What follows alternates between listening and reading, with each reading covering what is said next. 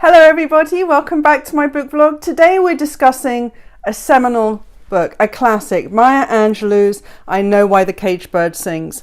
Now you may be thinking, Victoria, why are we reviewing a book that is not only many years old, but also so well known that it doesn't even need to be talked about anymore? Well, a couple of reasons. Firstly, I think it's quite intimidating when people talk about the classics because we're all assuming everyone else has read it. And Maya Angelou is sort of weaved as part of our wider cultural heritage and conversation. Yet not everybody has read all her books. And I really wanted to talk about I Know Why the Caged Bird Sings because I really want to encourage anyone who sort of is like, I haven't quite got around to that book yet, is to really make it a priority because it is a glorious book. But also because I've been reading quite a few memoirs this year, quite a few memoirs over the past couple of years. And this book was pioneering in so many ways, but particularly also in style. And it's interesting that the memoirs that I've read recently don't seem to have learnt or have seemed to have appreciated what Maya Angelou accomplished in I Know Why the Caged Bird Sings. And perhaps if more people spent more time analysing how she approached writing a memoir, we would have far more engaging and exciting memoirs for us to read today. So, I Know Why the Caged Bird Sings.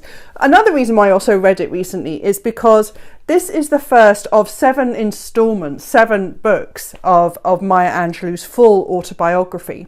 And many years ago when I read this, I stopped at I Know Why the Caged Bird Sings, and I've since decided that I want to go back and read the remaining 6 books that follow on from this. So of course I wanted to revisit I Know Why the Caged Bird Sings just so I can get myself back up to speed. And as I read it, I found myself not moved again, but of course just in awe of the writing. Maya Angelou, so I Know Why the Caged Bird Sings. This follows Maya's childhood as she is brought up by her grandmother in the American South in the 1930s. It follows the young girl's experiences as she grows to appreciate and understand the racism and segregation of the time, but also talks about her traumatic experiences of being raped by her mother's lover.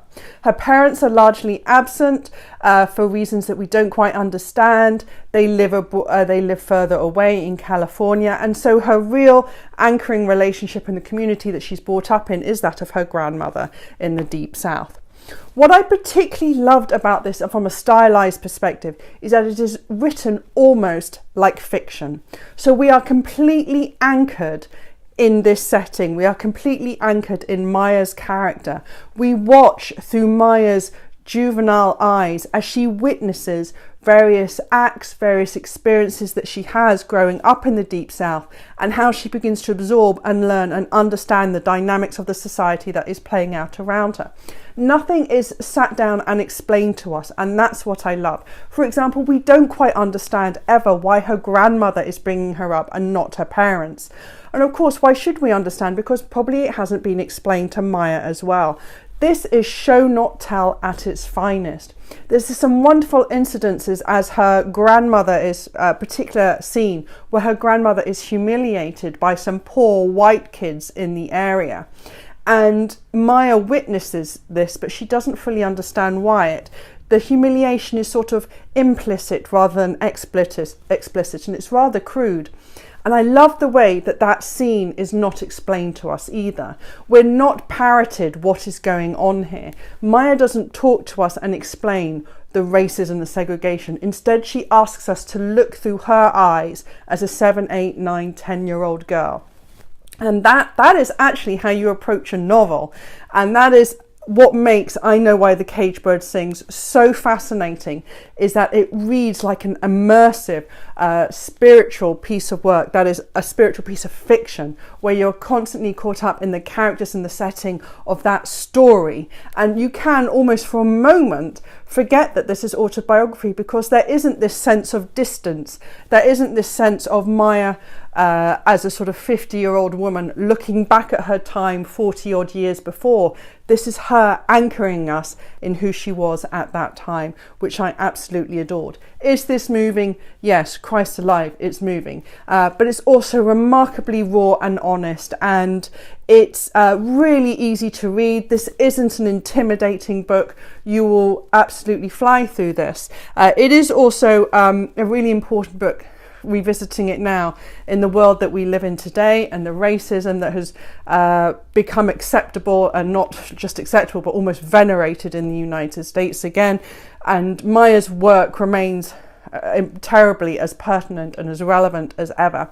So please, if you haven't read this book, do. It's a wonderful book, and if you read it, you'll see what I mean about how memoirs these days are quite dry and austere and distant, and I wish more memoir writers would read Maya Angelou and really think about how they want to approach a memoir, and really get people immersed in the worlds that they're creating, and to get people really to buy into them as characters rather than just sort of parrot, this is what happened to me and then this happened and then 5 years later I was here and I met this person.